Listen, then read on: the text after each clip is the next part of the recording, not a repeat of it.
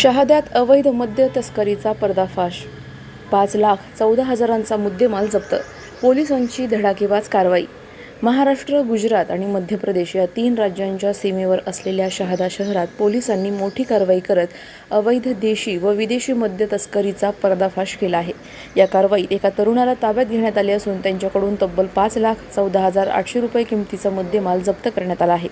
पोलिसांनी दिलेल्या माहितीनुसार गुरुवारी सायंकाळी सुमारे 6 वाजण्याच्या सुमारास संविधान चौक, दोंडाईचा रोड येथे ही कारवाई करण्यात आली। पोलीस हवालदार योगेश दौलत थोरात यांच्या फिर्यादीवरून शहादा पोलीस ठाण्यात गुन्हा क्रमांक दाखल करण्यात आला आहे। या प्रकरणातील आरोपी कल्याणराज चौपरी, व्यवसाय चालक, राहणार सुमाप, मामी मोहल्ला, मोई गल्ली, खेतिया, तालुका पानसेमल, जिल्हा बडवानी याला ताब्यात घेण्यात आले असून त्यास भारतीय न्याय संहिताच्या कलम 35 अन्वये नोटीस बजावण्यात आली आहे। कारवाई दरम्यान पोलिसांनी आरोपीकडून विविध कंपन्यांच्या बिअरच्या बाटल्या व कॅन मोठ्या प्रमाणात जप्त केल्या। यात प्लास्टिक बाटल्या, काचेच्या बाटल्या तसेच कॅन स्वरूपातील बिअरचा समावेश असून एकूण 5,14,000 रुपयांचा साठा हस्तगत करण्यात आला आहे।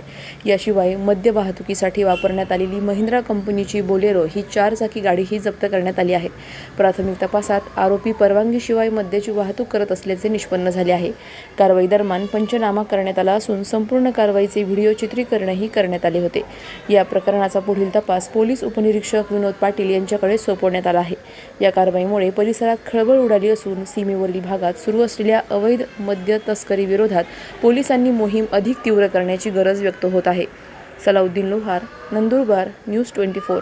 अशाच घडामोडींचा आढावा घेण्यासाठी आजच आपल्या YouTube चॅनलला सबस्क्राईब करा।